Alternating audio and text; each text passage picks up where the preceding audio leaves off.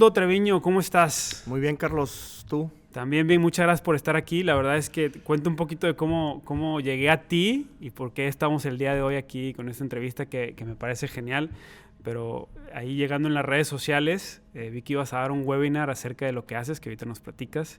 Y entré al webinar y por cuestiones de negocios que estoy haciendo yo en los Estados Unidos, dije, tengo que entrar aquí y me pareció fascinante todo lo que platicaste en ese webinar del curso que estás dando y ahorita que platicábamos antes de entrar a esta entrevista, a esta plática, que espero que sea de mucha y yo creo que les va a servir a todos. Pues decías más o menos de errores y cosas que pasaste para empezar con los negocios aquí en Estados Unidos, pero antes que nada, Edmundo, muchas gracias, agradecerte por este tiempo. Cuéntanos un poquito de ti, cómo llegaste a Estados Unidos, dónde naciste, dónde creciste y por qué estás aquí ahora con esto, ¿no? Pues primero, gracias a ti por esta entrevista. Es un honor que también te des el tiempo de viajar acá a Houston y que estemos aquí platicando. Y definitivamente que para mí es apasionante platicar lo que hemos vivido. Soy de Monterrey, obvio, mis apellidos me delatan, Treviño Garza, ¿no? No hay de dónde, no hay para dónde hacerse. Dicen que el que no es Garza es Pato. Es correcto. Entonces, bueno, soy ingeniero mecánico de la Universidad de Nuevo León, hice una maestría en economía también en la misma Universidad de Nuevo León. La maestría me sirvió solamente para conocer a mi esposa, no aprendí nada de economía, pero mi sueño, te platicaba hace rato, era ser comprador internacional. Uh-huh. Yo desde que estaba en la uni me puse a estudiar alemán, tuve la oportunidad de estar en un intercambio, irme a un par de meses a Alemania y me abrió mucho la visión de lo que yo quería hacer, ¿no? Entonces, no soñaba ser empresario, tener mi propia empresa, a pesar de que en mi sangre viene. Mi papá siempre estuvo picando piedra y desde mi abuelo también, todos somos Edmundos. Mi abuelo Edmundo también intentó muchas cosas en México y yo creo que quizá lo traía en la sangre, ¿no? Entonces, pero mi sueño era ser comprador internacional, utilizar los idiomas que había aprendido y bueno, con esa visión empecé a trabajar. Un día me sale una oportunidad de que nos vengamos a abrir en familia un negocio propio aquí a Houston. Uh-huh. Y Houston porque, tú sabes, ¿quién no tiene familia acá? O sea, tenemos muchísima familia. Más el regio, ¿no? Y no, pues en mi casa, en aquellos años de niño, adolescente, había muchas deudas, entonces la única posibilidad de vacaciones era Houston, uh-huh, porque venías a visitar a los parientes. Exacto. No gastabas en hotel y te salía barato, pero para nosotros como niño cruzar la frontera pues era lo máximo, ¿no? O sea, desde que ya cruzabas en Laredo o en McAllen decías, wow, estoy en Estados Unidos. Y era... Las calles diferentes. Claro, ¿no? Y aquí no tires basura. Sí. Ponte el cinturón. Sí, ponte el cinturón. Entonces, definitivamente que era muy diferente. Y siempre Houston. Entonces aquí en Houston encontramos un área de oportunidad, por accidente también, y decidimos en familia venir y empezar un negocio. Cuando yo le platico a mi esposa, ella es de Tampico, me dice, yo no tengo problemas, yo no voy a extrañar Monterrey tanto como tú, vámonos. El plan como todos, 5 años, ahorro dinero y me regreso. El sueño americano. Y me regreso a México a dar el enganche de una casa o una cosa por el estilo. Y siempre digo, yo creo que nunca ahorramos el dinero porque ya pasaron casi 19 años de estar acá y yo creo que ya nunca nos vamos a regresar. Yo ya no me veo en México, más todos los días estoy en México. O sea, claro. Yo lo llevo dentro en lo que hacemos y entonces con el tiempo descubrimos esta pasión. Pero entonces abrimos el negocio, ofrecemos servicios de mantenimiento a unidades de carga. A camiones, trailers, como le decimos en México, y sobre todo al norte, ¿no? Sí. Entonces, pero mi cosquillita de comprador me obligó a buscar proveedores. Primero aquí en Estados Unidos, empecé a buscar por todos lados, de comprar todo aquí en Houston, empecé a traer cosas de Florida, de Georgia, de otros lados. Pero cuando yo iba a México, comparaba. Y empecé a hacer muchas comparaciones desde el supermercado. ¿Por qué te cuesta tanto una fruta aquí y allá no? Y entonces empezaba yo siempre con eso a buscar áreas de oportunidad. Pero eso lo empezaste a hacer ¿Ya estando aquí viviendo? Ya estando aquí. O bueno, en los trayectos en de realidad, vacacionar y eso. Fíjate que esto en realidad viene de antes y no te he platicado esa parte y anoche me estaba acordando de ella. Una de mis primeras experiencias en comercio internacional fue venirme los fines de semana con mi mamá a las ventas de garaje aquí en Houston. Okay. Nos íbamos, como decimos por acá, a garajear. Comprábamos 1000 cosas y nos regresábamos a venderlas en Monterrey. Llevábamos lavadoras, secadoras, refrigeradores usados. Wow. Yo recuerdo una vez con mi abuelito, en paz descanse, el campesino de Cadreita, y llegamos a la frontera. Yo llevaba 5 lavadoras en una pick-up chiquitita con un remolque pegado atrás. Y llegaba yo a la aduana y me dicen, oye, ¿y eso qué? Ay, es que le llevo lavadoras a todos mis tíos en el rancho. Y bueno, nos dejaron pasar, pero mira, mi mamá pasaba por mí los viernes en la noche que salía yo de la universidad, 9, 10 de la noche, manejábamos toda la noche y amanecíamos acá en Houston, nos íbamos a las ventas de garajes y compramos cosas y el domingo nos regresábamos. Entonces, entre semana ella se encargaba de venderlas allá. Entonces, qué historia, allí empezamos a ver muchas áreas de oportunidad. Te estoy hablando, pues, yo estaba muy joven, estaba en la universidad. Y de cierta forma, cuando ya abrimos el negocio acá, dije, bueno, empecemos a comparar. Entonces me iba yo a refaccionarias, a Monterrey, y empezaba a comparar ciertas piezas, y no todo era precio. Descubría que hay cosas que aquí se venden en kit, y en México te lo vendían suelto. Okay. Entonces, alguna pieza que cambiábamos, pues nada más necesitábamos una, no necesitaba todo el kit. Pero el mercado aquí así era. Entonces empezábamos a aprovechar oportunidades de traer la pieza suelta y reparar, acomodar. Entonces le ahorrábamos mucho dinero al cliente y nosotros teníamos un muy buen margen, ¿no? Obviamente. Entonces empezamos a descubrir cositas así. Un buen día en una refaccionaria me encuentro una pieza que casualmente yo acababa de comprar acá en $35. Y en esa refaccionaria me la dieron en 9 en Monterrey. Okay. ¡Wow! Dije, hay una diferencia tremenda. Pues me voy a llevar. Y casualmente no tenían el stock. Yo les dije, dame 50 piezas. Pues tenían 5 en stock, yo creo. Pero me doy cuenta que había una tienda de fábrica ahí mismo, en Monterrey. Y de allá mandaron traer el inventario que me vendían. Entonces, bueno. Pero me di cuenta que dónde estaba la tienda de fábrica. Entonces, un día voy a la tienda. Y esa pieza de 9 ya me la dieron en $7.50. Mejoraba las cosas. Ok. Pero, obviamente, lo que descubrí es que esa fábrica, el sueño de ellos era vender en Estados Unidos. Obvio. Y entonces el gerente de Monterrey me dice, pues nosotros ya intentamos alguna vez en San Antonio, no pudimos. Y ahorita hay una oficina en California. Sé que están haciendo algo, no sé qué tan bien o mal, pero lo que sí te puedo asegurar es que en Houston no tenemos clientes. Entonces, me interesa mucho que empecemos a trabajar. Me presentó a los dueños y, bueno, una historia que duró un año antes de que se realizara. Pero el caso es que ese producto me lo ofrecieron directo de fábrica en $3.76. ¡Qué bárbaro! Entonces, recuerdo el número de parte, recuerdo todo, ¿no? Porque esas cosas te marcan, definitivamente. Pero, ¿qué ocurrió? Que quizá hice mi labor de compras también, que me obligó a empezar a comercializar. Okay. Entonces, salte de tu zona de confort, porque yo creo que comprar es más fácil que vender, obvio.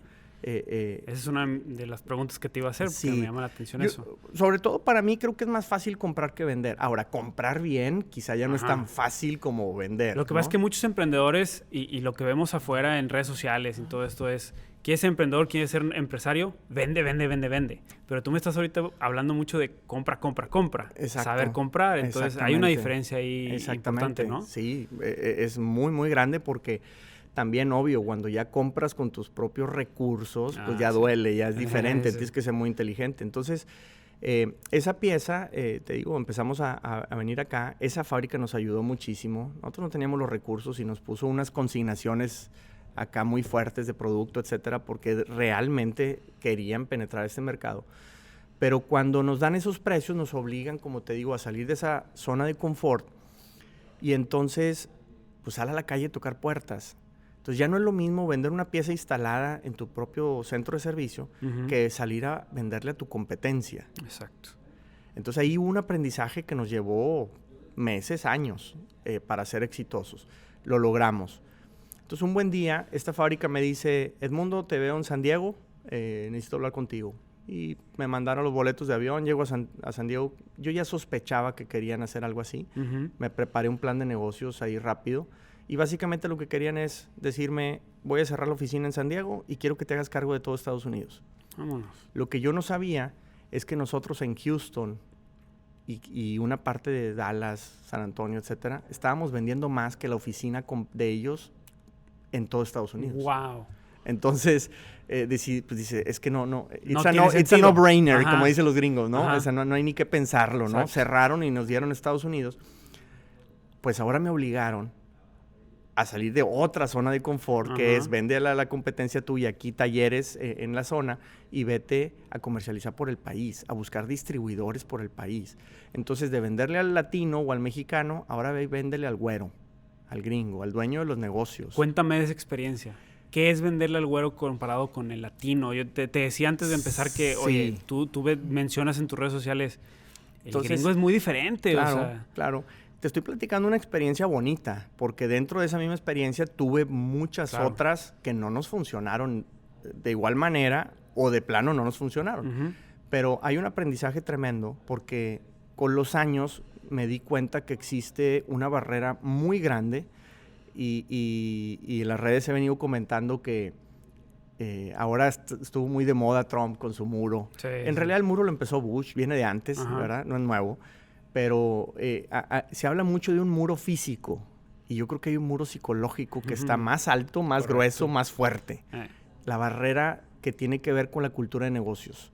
No tiene nada que ver Estados Unidos con México. ¿En todos los sentidos? En muchísimas cosas.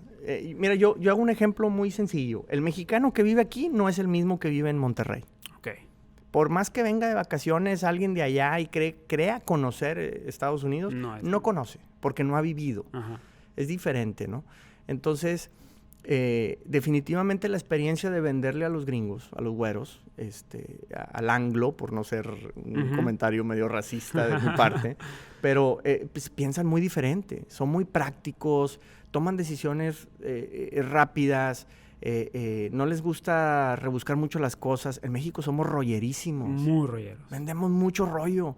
Y aquí no, es dime qué es y me gusta, no me gusta y te voy a decir rápido. No perdamos tiempo. No me interesa, sí me interesa. Y una cosa bien interesante es que no todo es precio. Muchas veces he tenido la fortuna de vender productos y no soy el más barato. Porque existen muchos otros factores en la ecuación. Entonces, no hay que olvidar que aquí cuesta muchísimo la mano de obra. Hay algunos costos fijos que son muy altos en comparación de Latinoamérica, no nada más México. Y entonces, el gringo toma las decisiones basado en un costo-beneficio, no nada más en el precio de venta de tu producto. Mencióname 2 o 3 costos-beneficios aparte del precio de los que se fijen. ¿El Made in America, por ejemplo, puede ser algo que se fijen mucho? Sí, se fijan muchísimo. Entonces, en igualdad de circunstancias, si tú tienes un producto similar de calidad, presentación, precio, y dice Made in US y el otro dice Made in cualquier otra cosa, van a tener preferencia por el producto propio. Esa es una diferencia cultural en los negocios. En México tú ves hecho en México, hecho en Estados Unidos, ¿cuál prefieres? Hecho en Estados Unidos. Hecho en Estados Unidos. Sí. Entonces, aquí también piensan, pero en hecho en Estados Unidos, en su país. Son locales, entonces, nosotros somos malinchistas. Exactamente, pero así es Latinoamérica, ¿no? El otro día conocí a una persona de Medio Oriente que mandaba piezas de acá de Estados Unidos para allá y le decía, ¿pero cómo? Si se supone que Medio Oriente odia a Estados Unidos. Dice, lo odiamos porque queremos ser como ellos. Dice, entonces si tú llevas algo que lleva la bandera americana, te lo van a comprar, obvio. Claro. Y me va muy bien vendiendo cosas americanas allá. Sí. Entonces está interesante el tema, ¿no? Entonces creo que estos países líderes que tienen marca como Estados Unidos, Alemania, Japón, etcétera, pues siempre van a llevar preferencia sobre nosotros, ¿no? Y el americano de por sí, pues es mucho más patriota que nosotros. Mucho más. Aquí se respeta mucho. Sea republicano, sea demócrata. Sí, pero se respeta muchísimo a las Fuerzas Armadas. Nosotros cuando hemos respetado a nuestro ejército, a nuestra marina, los ves para abajo. Como seres inferiores. Aquí no, aquí se les respeta. En medio de los partidos de béisbol paran y aquí va a entrar el comandante, no sé qué, el teniente y apláudale todos y cántenle y lo que sea. Se respeta mucho. Las primarias, etcétera, ¿no? En las escuelas. Pero, entonces, ese es un tema cultural. Eso definitivamente tiene mucho que ver. Otro ejemplo que yo menciono mucho, a veces hasta el empaque. En México no le damos, y en Latinoamérica en general, le damos más importancia al producto que al empaque. Correcto. Aquí el empaque juega un rol bien interesante, ¿no? Lo visual, ¿no? Que se vea bonito. Que y no nada más eso, que también el por qué me vendes algo en kit, por qué algo viene no suelto, porque otra vez, la mano de obra. Si me dices que yo tengo que ensamblar cosas aquí, pues ya me le metiste un costo que, no va en el producto, pero sí es real.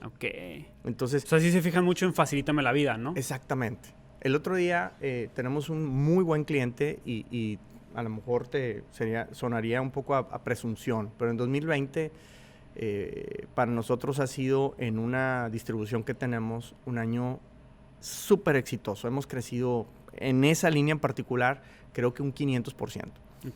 Una de las grandes diferencias es que nuestro producto incorporamos un empaque que ellos hacían a la hora de embarcarle ellos a su cliente.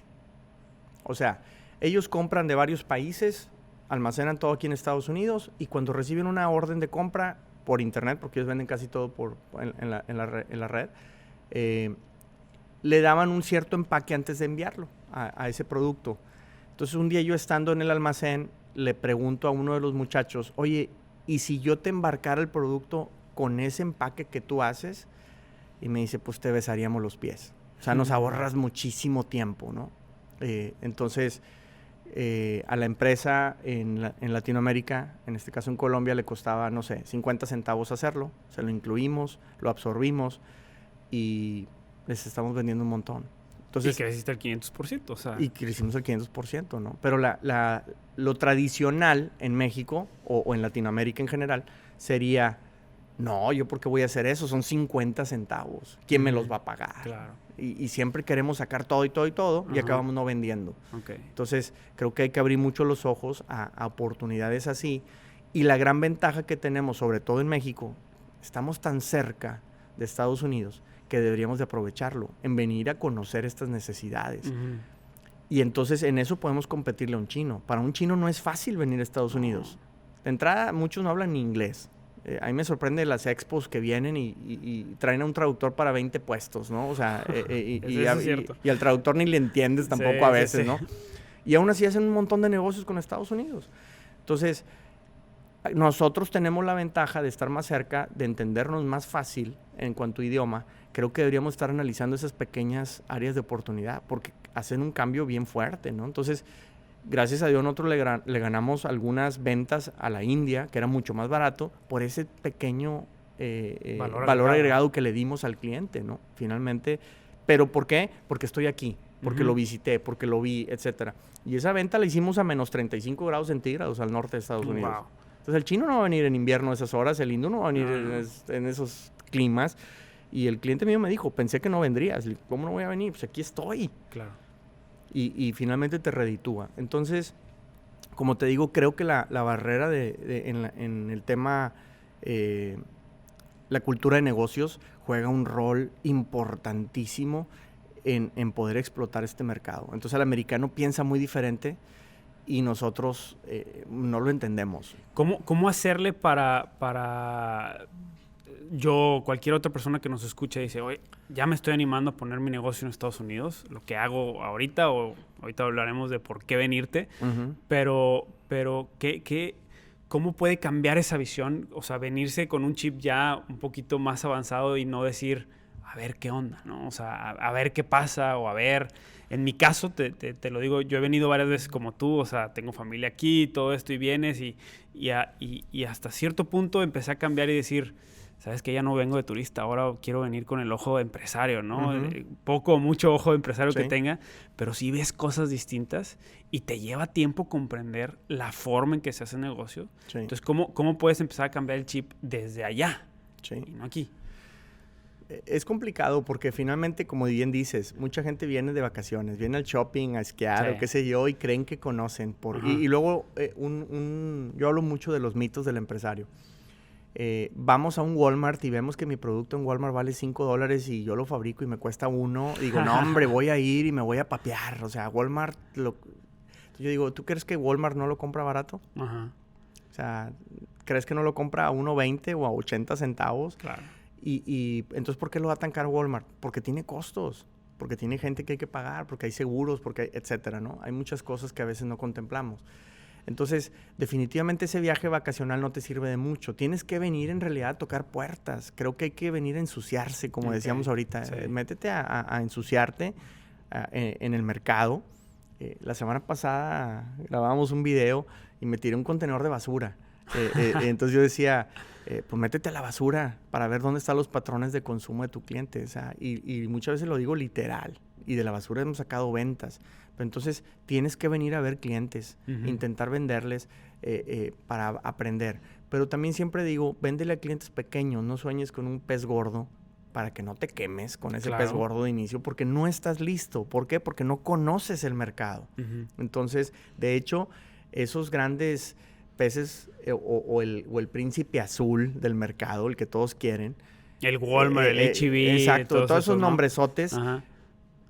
Pues todo el mundo les quiere vender a ellos y ya tienen a todo el mundo de proveedor. Exacto. Entonces, ¿por qué te deben de comprar a ti? Entonces, de hecho, a ellos no les gusta ser el primer cliente tuyo. Ellos quieren ser el segundo, el tercero, pero primero compruébame una historia. Dime a quién más le vendes ya para saber que no tuvieron problemas y entonces a lo mejor te doy la oportunidad. Aunque tengas FDA, aunque tengas permisos, certificados, no tienes nada. Viene valiendo, ¿ah? Sí, no tienes nada. O sea, al gringo le gusta mucho ver qué experiencia previa tienes. Porque de cierta manera quiere comprobar que tu producto ya se está vendiendo en el mercado. Insisto, no son pioneros en nada. Ellos no quieren ser pioneros. No quieren ser tu conejillo de indias, ¿no? Entonces, primero, practica con clientes pequeños. Te van a dar un aprendizaje enorme. Mejoras tu producto y sobre todo mejoras tu estrategia comercial. Al americano también le gusta mucho que no nada más le vendas un producto, sino véndele un programa, un plan. Okay. ¿Qué es lo que me ofreces alrededor de tu producto? ¿Qué garantías? ¿Qué seguros? ¿Qué etcétera, ¿no? Entonces, cuando le das todo el paquete junto, se me hace más atractivo. Entonces, ahí es donde puedes empezar a lograr clientes medianos y más grandes. Pero, ¿cómo saber cuál es el plan comercial correcto para tu nicho o para tu mercado si nunca has estado acá? Ensúciate. Vente a ensuciar y vente con clientes pequeños que al inicio ni siquiera van a ser rentables, pero te van a enseñar. A ver, es un temazo porque mucha gente se quiere venir no a abrir negocios. Es la excusa para venirse para tener una visa. Y aquí pues quiero pasar un poquito al tema de migración ya de esta parte. Porque es la excusa de decir, me va a ir muy bien, ya tengo el negocio acá, ya le sé al negocio, como se llama el negocio que tengas, me va a venir, pero pues el sueño, ¿no? De vivir en Estados Unidos en la casa con el backyard que es del tamaño de tu cochera o 3 veces tu cochera, ¿no? Y dices, pero en realidad son los motivos, creo yo, a lo que he visto y lo que tengo yo haciendo negocio aquí en Houston, son los motivos equivocados, ¿no? Entonces, ¿qué me puedes decir de eso? De la parte hay un chiste, no sé si tú ya lo has escuchado. Yo no lo sé contar bien y no soy gracioso, pero básicamente dice cómo se devuelve un mexicano de Woodlands aquí al norte de Houston, una zona muy pudiente, donde llegó muchísimo empresario mexicano, sobre todo en 2008-2009, que se vino la inseguridad muy fuerte, y yo creo que ahí viene una segunda oleada. Pero bueno, el chiste dice, ¿cómo se regresa un mexicano de Woodlands con $1 millón a México? Ok. O sea, pues llegó con 2. O sea, básicamente vino a perder $1 millón. Exacto. O sea, él llegó con 2 y se regresó con 1, ¿no? Ajá. ¿Qué ocurre? Es eso. O sea, que siempre vinimos de vacaciones, siempre vinimos de shopping. De entrada, la familia viene pensando que viene de shopping todo el año, ¿no? No nada más una semana.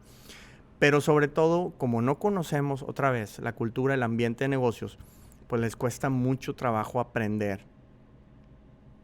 y generar y ser rentables. Entonces, alguna vez un empresario se acercó conmigo y me decía, yo tengo 30 sucursales en México y me voy a venir a poner aquí en Houston. Y pues ya tengo toda una estrategia. Yo hago esto y esto. Yo le decía, ten mucho cuidado, porque de entrada la renta de la bodega es mucho más cara.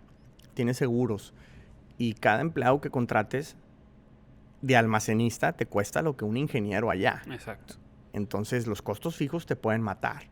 Ahora, no necesariamente el producto que tú dices vender muchísimo en México se consume igual acá. Sí, el tamaño de la economía es 20 veces más grande, pero no necesariamente la demanda de tus productos es 20 veces más grande. Okay. Yo he visto productos que aquí se consumen menos que en México.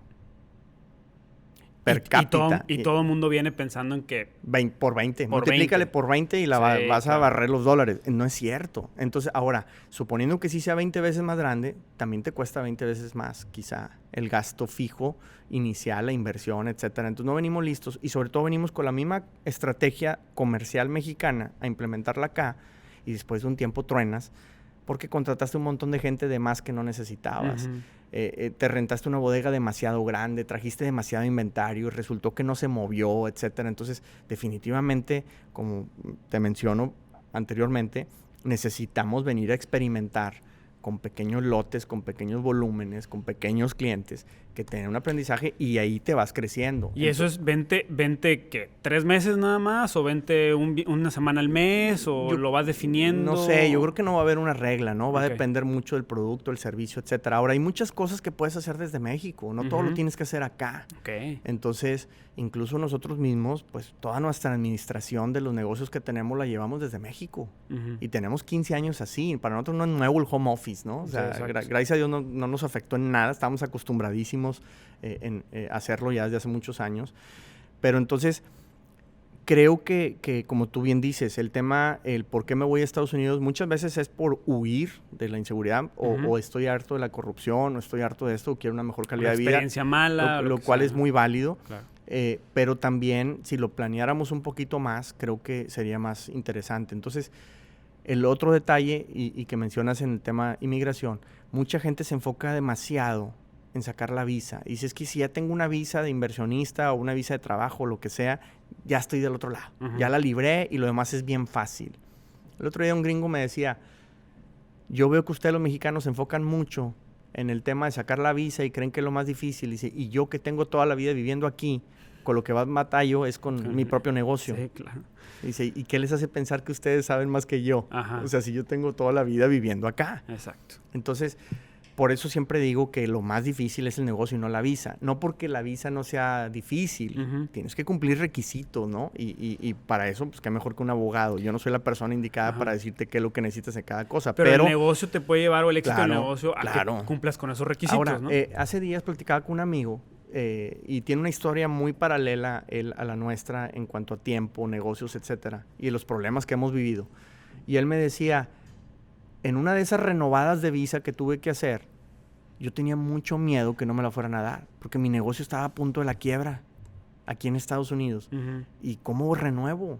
Entonces, otra vez, el negocio se vuelve más importante que la visa. Si el negocio está bien, estás generando empleo, pagas impuestos, haces tus declaraciones, cumple los requisitos, la renovación es facilísima, pero facilísima. O sea, llega el punto en el que ya no tienes ni que ir al consulado. Manda la papelería y te dicen, manda el pasaporte, ya está lista tu visa, aquí está, vámonos, ¿no? Y de igual manera, pues hay ciertas visas que vas a poder acceder a tener una residencia, etcétera. Pero lo importante es que en realidad tengas un negocio. Si no tienes un negocio, pues el gobierno no lo vas a engañar. El gobierno lo que quiere es que caiga lana, ¿no? O sea, que haya un movimiento de lana aquí y no que te estés nada más llevando mucha lana. Gente piensa que yo le estoy haciendo el favor a Estados Unidos con irme a vivir allá. No, yo creo que no. Exacto. O sea, Estados Unidos te hace el favor de abrirte la puerta si cumples con los requisitos, ¿no? Y te da la bienvenida. Le encanta que traigas dinero y que inviertas y generes empleo, etcétera. Pero con sus reglas, no con las tuyas. Claro. Y en México estamos muy acostumbrados a hacer lo que se nos pega la gana. Hasta para declarar impuestos, ¿no? Entonces, aquí no es tan así. Entonces, definitivamente, insisto, se vuelve más importante el negocio que la visa. Entonces, por eso yo creo que es muy fácil emigrar siempre y cuando tengas un negocio. Si no, obvio, no es tan sencillo. Ok. Oye, tema de racismo, ¿no? Y pasamos un poquito a ese tema. Porque yo platicando con varias gente, cuando les empecé a platicar que estaba intentando abrir negocios en Estados Unidos, etcétera, me decían... Lo que pasa es que ya son bien racistas, mano. O sea, ya el gringo no le interesa hacer negocios con el latino, ¿no? Y el mexicano está estereotipado. Y no nada más el mexicano, sino el salvadoreño, a lo mejor el puertorriqueño lo hacemos a un lado por esta conexión que tienen de gobierno. ¿Qué onda con el tema de racismo? De hecho, hay mucha gente, me dijeron, yo no conozco gente como tal que dice, en 2 años... se regresó, le fue bien en los negocios, pero se regresó porque aunque tenía lana y aunque tenía el carro del año ahí en su cochera, el vecino gringo güero, estamos tratando el tema de racismo, no quiero diferenciar, pero el vecino güero o el vecino gringo del que tiene la bandera afuera de su casa así colgada, le hacía el feo. Y no tenía amigos. Entonces se regresó porque dice, no soy nadie en Estados Unidos y en México sí soy alguien. En parte, y sobre todo al norte y de donde somos nosotros de Monterrey, pues somos muy socialitos, ¿no? Eso también. Y tenemos que entender que el americano es más cerrado, es más de estar en su casa, él solo, y de no convivir tanto con los demás, ¿no? Entonces, yo tengo vecinos que no conozco. Pero, pues, si tú te lo tomas personal, a que no me vino a saludar, a decirme buenos días y a echarse la chocha aquí conmigo media hora y por eso me regreso, pues no, a mí me vale, ¿no? Yo estoy de lo mío también. Claro. Y no puedo generalizar porque tanto blancos como negros tenemos gente que para mí son ángeles que nos ha puesto Dios en el camino. Wow, qué padre. Y la verdad es que ya los tomamos como si fueran parte de nuestra familia, ¿no? Hemos convivido muchísimo y nos han ayudado muchísimo en muchos aspectos. Sí hay racismo, pero desde nosotros mismos somos racistas en México. ¿Qué te hace pensar que aquí no vamos a hacerlo? Okay. Porque lo somos. En México, si eres güero, ya llevas también la ventaja sobre un morenito como yo, ¿no? Y cómo tratamos a nuestros indígenas. Los vemos como de segunda, tercera clase. Entonces, aquí es lo mismo. Somos seres humanos, ¿no? Finalmente.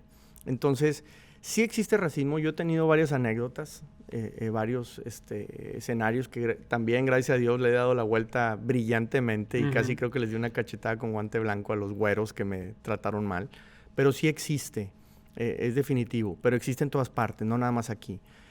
Ahora, también cómo lo tomas y cómo lo enfrentas, ¿no? Si te agacha la cabeza, te hace sentir mal, etcétera, pues ya es un tema, yo creo que más de uno mismo. ¿Y eso, ¿no? afecta en los negocios también? Sí, definitivamente, porque, bueno, ahora, una cosa que veo en tema de ideología o de cultura, fíjate, yo siempre he pensado que al gringo, al güero, le gusta trabajar con güeros. Al moreno con morenos. Y al mexicano con güeros. O sea, fíjate, ayer me estaba acordando, hace muchos años, teníamos un empleado y lo capacitamos y le dimos y casi creo que tenía un puesto clave en la empresa. Y un día renuncia y se va casi como riéndose, jactándose de ya di un paso arriba en mi vida. Y me dice, es que voy a ir a trabajar para un gringo y ya no voy a trabajar para ustedes que son mexicanos. O sea, nos veía él para abajo ya a nosotros porque él iba a ser empleado de un gringo y yo, pues yo al menos soy dueño de mi propio negocio y tú no dejas de ser empleado de aquel otro ahora, ¿no? Pero así pensamos. Entonces, definitivamente veo que al blanco le gusta comprarle al blanco o trabajar con el blanco. De entrada les da más confianza, se sienten identificados. Y yo creo que nosotros los latinos, como los vemos para arriba, pues queremos trabajar con ellos, no con nosotros mismos. Y nos vemos un poco hasta con un poco de envidia si a alguien de nosotros le va bien, ¿no? Y en cambio estamos acostumbrados a ver al güero para arriba y decimos, pues él está bien y yo quiero ser como él y por eso me pego con él. Pero entonces en el mercado definitivamente que si tú vas, toca la puerta con un producto latinoamericano y lo quieres vender tú mismo, quizá no es la misma respuesta a que si te lo lleva un gringo. O sea, definitivamente. Ahora, una vez que te abres la puerta y tú les demuestras con trabajo cómo eres, profesional, etcétera, porque obvio en Latinoamérica y pues nosotros, tú y yo como mexicanos, sabes que hay gente muy profesional y que no le pide nada a ningún europeo, ningún güero, ¿no? Entonces, cuando venimos acá y el gringo te conoce, o sea, tengo clientes que más que clientes ya son mis amigos, pero porque vieron cómo trabajaba, ¿no? Y no nada más de cómo trabajaba a lo bruto, de hacer trabajo rudo, etcétera. Yo no soy de ensuciarme las manos. La verdad no sirvo para eso. Pero en temas comerciales, en temas en cómo te respondo, cómo te entrego, cómo esto, cómo el otro, cómo siempre estoy proponiendo nuevas cosas, pues el gringo te gana su respeto y le encanta que trabajes con él. Hace 2-3 semanas, yo creo que un par de semanas, ahorita que acaba de pasar Thanksgiving, nos habló nuestro mejor cliente, que está en el norte de Estados Unidos, un señor güero, de mucha lana, tiene muchas empresas. Y me habla un domingo a mediodía a mi celular. Se me hizo muy raro. Dije, se le marcó por accidente. Pero voy a contestar, obvio. Le contesto el teléfono y dice, qué bueno que me contestaste. Quiero saber cómo están tú, tu familia, tu esposa, cómo van los negocios, cómo estaba la pandemia. No me habló del negocio, quería saber de mí. Wow. Y a mí, honestamente, casi se me salen las lágrimas porque pensé, logré algo que muchos otros no han logrado. Es correcto. Alguien de ese nivel que se preocupe por mí significa que yo ya tuve un impacto en su vida y ya no necesariamente fue comercial, ya una relación. Al final me dice, necesito que me manden por favor, bueno, saludó a mi esposa que también la conoce y le dice, necesito, Gaby, que me mandes la dirección de tu casa porque van a estar ustedes en mi lista de envíos de tarjetas navideñas. Wow. Para el gringo es una costumbre, sí, que vale fuerte. mucho. Sí. A su familia y amigos muy cercanos le mandan una foto de su propia familia y Merry Christmas, ¿no? Y te escriben algo por atrás y nada más a ciertas personas. Eso y los thank you notes y todo. Sí, exactamente. Eso es muy común aquí, ¿no? Son muy formales en eso. Pero que nos haya dicho que nos van a incluir en esa lista, para mí significa un montón. Claro. O sea, eso ya no fue de págame la factura o embárcame el producto, sí, ¿no? Entraste a un círculo más íntimo. Exactamente. Entonces, pero eso no lo ganamos en base a trabajo, en base a profesionalismo, en base a ver no nada más por mi empresa, sino también por la suya. Yo he tratado con mis propuestas de ayudarlos a ellos, a que ellos vendan más. Entonces, insisto, si hay racismo, si vas a batallar, a lo mejor ellos no iban a ser racistas en tratarme mal, pero si iba un güero, le iban a tratar mejor. O le iban a escuchar más. En la medida que empezamos a entrar y después ven otra vez tu cultura de trabajo y ven cómo eres, definitivamente te abren puertas muy grandes, ¿no? Entonces, yo recomiendo siempre, si traes un producto para acá, pues trata de aliarte con alguien que ya esté aquí, alguien que ya hable inglés, el de aquí, alguien que entienda esa cultura de negocios, y si peor, es todavía un John Smith, pues yo creo que te puede abrir un poquito más las puertas, ¿no? Claro.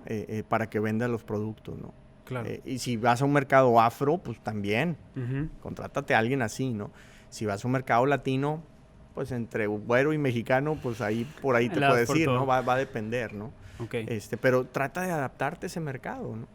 Yo creo que es un tema hasta de lógica, pero sí hay racismo y hay que utilizarlo a nuestro favor. Pero ese es el punto. O sea, yo lo que entiendo de la plática es, o sea, el racismo se puede vencer con profesionalismo, ¿no? O definitivamente. Sea, con trabajo. Es la única forma de vencerla, porque el gringo o el gringo racista, no todos los gringos son racistas, o el gringo racista, porque se queja de que no se parece a mí, ¿no? Entonces... Ahora, no es racismo por neonazis y cosas de esas. Sí. Es también desconfianza. Correcto. Porque no conoce tu cultura. Por los tabús, por los Un gringo me lo dijo a mí, que me trató muy mal de inicio. Al final se disculpó cuando vio mi conocimiento y lo que le quería yo ayudar a su empresa, etcétera. Me dice, ¿sabes qué? Discúlpame. El detalle es que soy un señor ya de 70 años. Toda la vida he vivido en este pueblo. No hablo más que inglés y mal hablado, porque estoy seguro que yo no lo hablo bien. Dice, y tú vienes, mexicano, sí tienes tu acento, pero hablas además español, además hablas piezas, además hablas ingeniería, hablas otras cosas de tecnicismo. Pues hasta cierto punto me da desconfianza, güey. Y más si en este pueblo que llegan puros blancos y llegas tú de repente, me da desconfianza. O sea, y no porque le vayas a robar, simple y sencillamente le da desconfianza de él no saber responder también. O sea, hay una barrera. Es como si tú fueras o te llegara a tu fábrica en México un hindú a tocar la puerta. Te va a dar desconfianza. Completamente. Güey. Y no es que seas racista necesariamente, pero oye, es diferente este hombre, ¿a qué viene, no?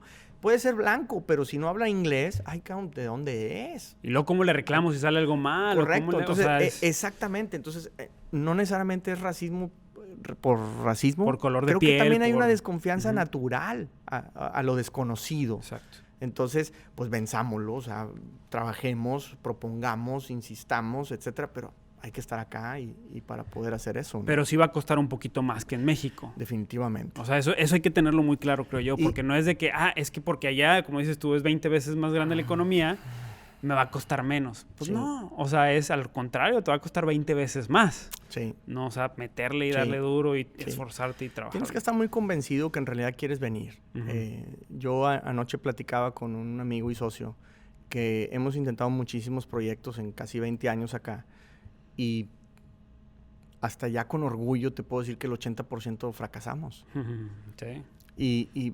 Pero fíjate, ahorita con la pandemia, en unos días de encierro que estuve en la casa, lo aproveché mucho para escribir ideas y memorias, etcétera. Junto con una persona de mi equipo nos pusimos a escribir todos los proyectos que hemos intentado, todos. Y el ejercicio era, bueno, ¿qué aprendimos de cada uno?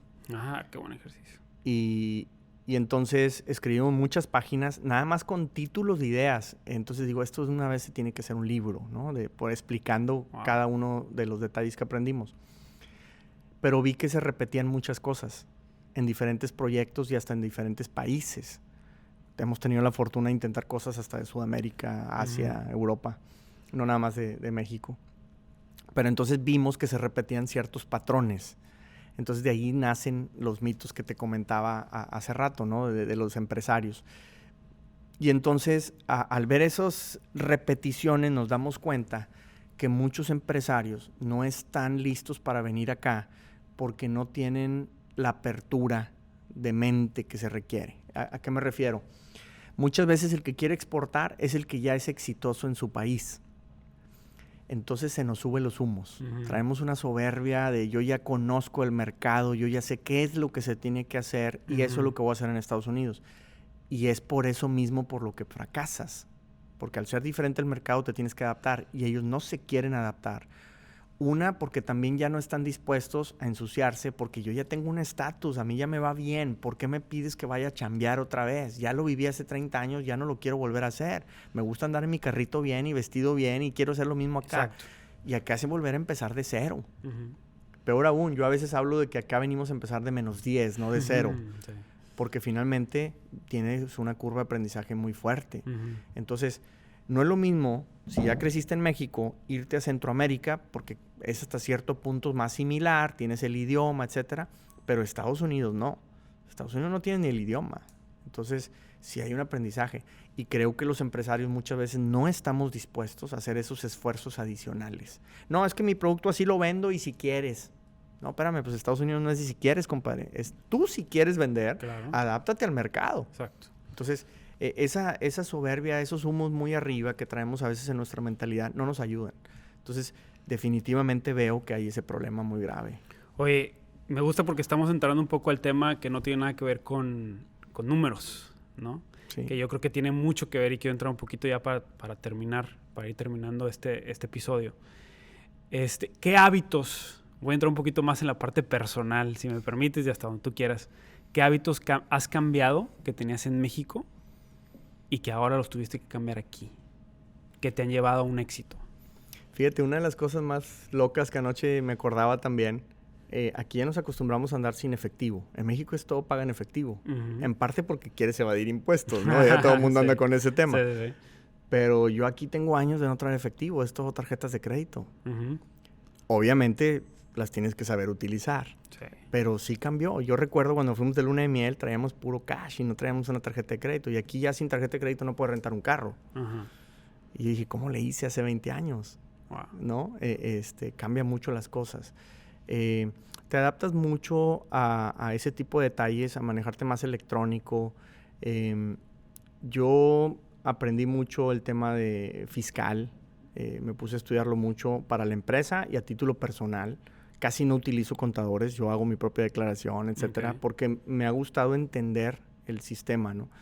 Y obvio, no quiero pagar impuestos, pero quiero cumplir con la ley. Entonces, ¿cómo le hago? ¿A dónde puedo acomodar? ¿Cómo puedo mover? ¿Qué tipo de gastos me conviene hacer? Es muy diferente a México y a muy Colombia. Diferente, muy diferente. Aquí haces una declaración de impuestos y resulta que el gobierno te debe $1,000, te los manda en 2-3 días.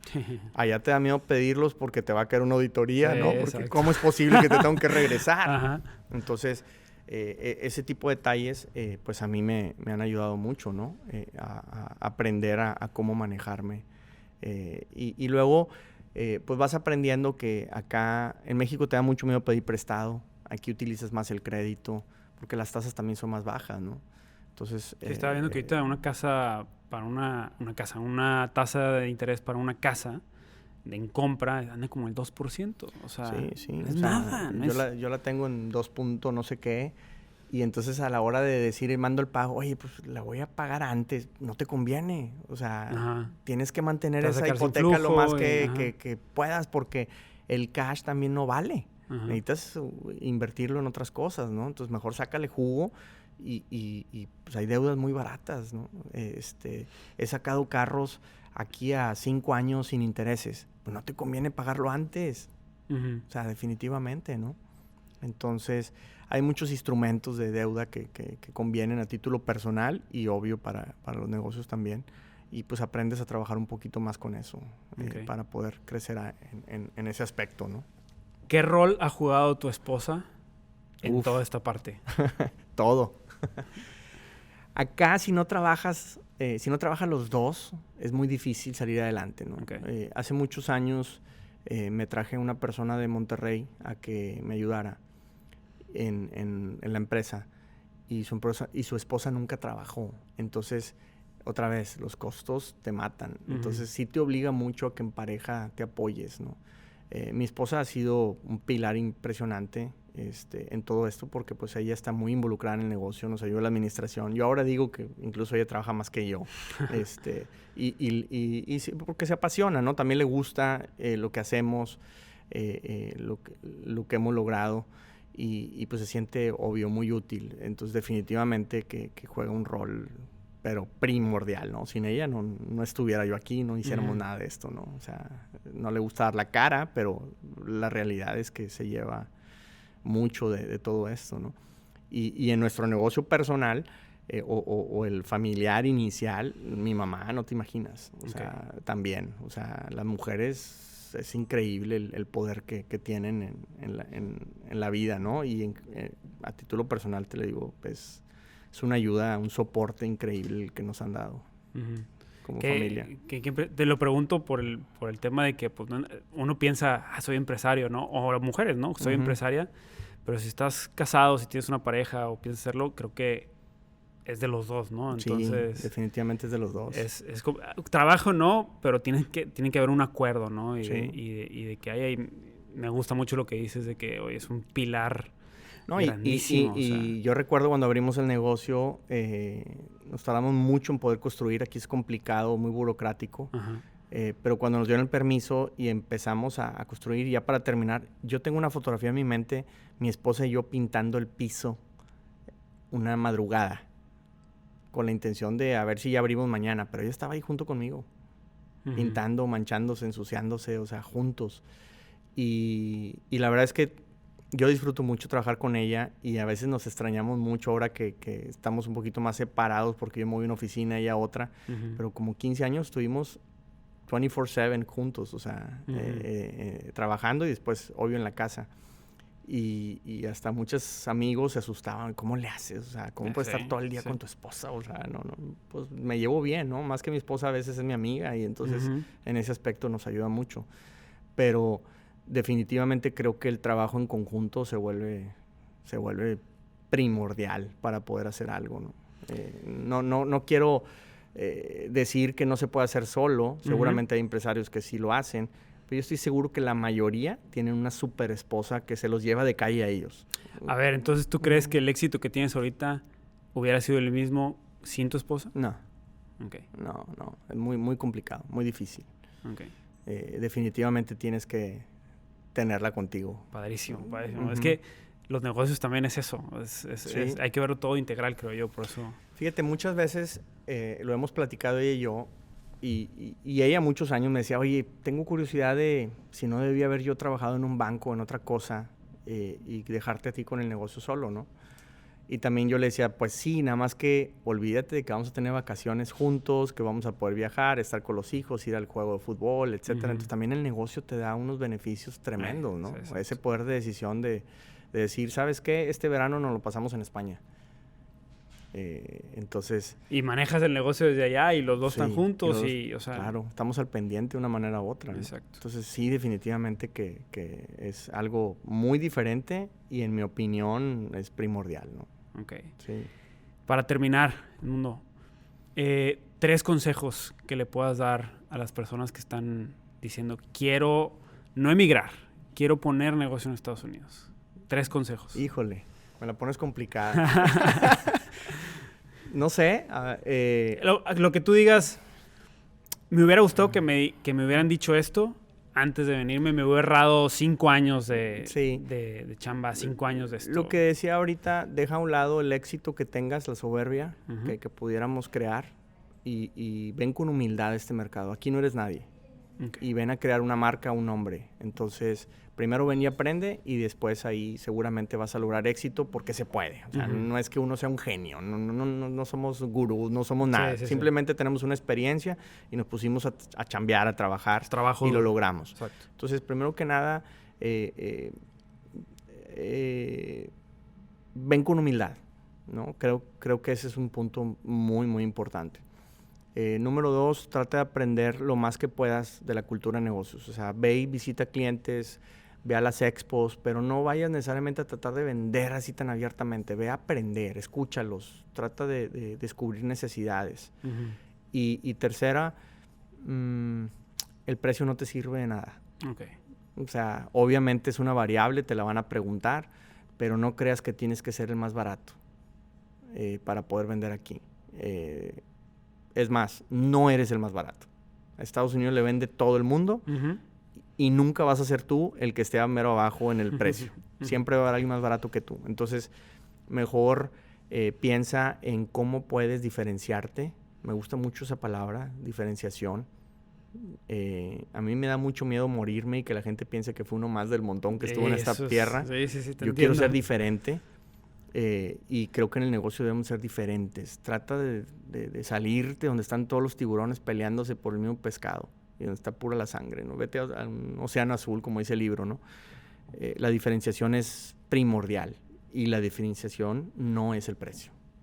Creo que eso también hay que... Si vas a hacer planes, estás ahí en tu escritorio, en Guadalajara, en Monterrey, en Colombia, donde estés, estás en planes de venir a Estados Unidos, olvídate el precio. Ponte a analizar una estrategia comercial que te diferencie. Y entonces a lo mejor sí.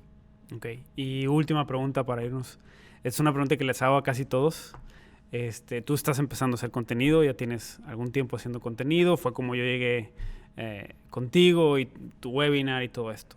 Pero supongamos que el día de mañana no es COVID y el día de mañana se acaba el internet en todo el mundo. Ya no se ve una pieza de contenido tuya. No hay forma. O sea, se pierde todo, pero te dan 5 minutos en la Arena Monterrey llena. ¿Qué les dices? Va a depender, obvio, de quién es la audiencia, ¿no? Pero si es una audiencia que está buscando venir a Estados Unidos a hacer negocios, que no vengamos buscando el sueño americano. Que tenemos que crear un sueño mexicano o un sueño latinoamericano. Y para mí, un sueño latinoamericano aquí en Estados Unidos no es obvio el de Bolívar de Estados Unidos y que haya comunistas como está allá en Venezuela ahora. Creo que un sueño latinoamericano es aquel que no busca nada más el beneficio propio. Yo como empresario no quiero nada más tener la mansión y los autos y todo lo que muchas veces las redes te ponen de lujos y mujeres y todo esto. No. Pensemos en nuestro pueblo, en nuestra familia que se quedó atrás. Y no digo mándale nada más dólares y subsídialos, no. Creemos empleo, creemos educación, trascendamos. Que alguien se acuerde de nosotros cuando nos llamen a otra parte, ¿no? Hablo mucho de trascender. Entonces busquemos ese sueño latinoamericano que para mí, insisto, no es el de venir y lograr el americano, no. Además de ese, que está bien, que te vaya bien a ti, busca que le vaya bien también a tu país. Levántalo. Y no lo levantemos con subsidios y ayudas, no. Promovamos servicios y productos mexicanos. Promovamos que el gringo vaya de vacaciones a México. Propongamos la creación de empleos y sobre todo de buenos empleos. Que no mandemos chamba para allá porque está más barato, sino porque en realidad estamos generando un valor agregado. Me gustaría que en pequeñas cantidades, si nos unimos varios de este lado, podemos tener un impacto interesante de aquel. Entonces me gustaría que busquemos ese sueño. Con eso nos vamos. Edmundo. Muchísimas gracias, Carlos. Muchas gracias. La verdad es que es de mucho aprendizaje y yo sé que para todos los que nos escuchan, pues puede ser un punto de inflexión que les llamo yo que a veces tenemos para que cambien ciertas decisiones. Y si tenían pensado los que nos escuchan venirse para acá, pues que les ayude esto, ¿no? Para impulsarlos un poquito y a lo mejor para cambiar el chip y a lo mejor ahorrarse 2 o 3 años de tanto dinero, esfuerzo, viajes, muchas cosas que pueden hacer. Mi meta y objetivo es que si ya me tropecé yo en algunas cosas, que ustedes no se tropiecen en lo mismo. Así es. Necesito abrir un poquito la brecha para que mejor nos topemos más adelante, pero no donde mismo, que yo ya lo hice. Ya me di muchos golpes, no es necesario que tú te los des. Sí. Y así estás marcando la vida de la gente y así estás trascendiendo, ¿no? Eso es lo que buscamos. Así entonces, estamos ahí también en las redes, si me permites. Sí, adelante, di tus redes, por favor. @edmundo.trevino en Instagram. También en TikTok estamos intentando. En YouTube tengo un podcast. Okay. Conquistadores de América. Perfecto. En el que estamos hablando de algunos consejos, pero sobre todo quiero contar la historia de empresarios como yo, que nos vinimos algún día soñando con ese sueño americano y todo lo que hemos pasado para llegar a donde estamos. Entonces, tengo buenas historias de éxito, entonces quiero que me acompañen también, si me hacen favor, en ese Spotify o en Apple Podcast, Conquistadores de América. Perfecto. Ahí estamos. Edmundo, te agradezco otra vez. Muchas gracias por esta entrevista.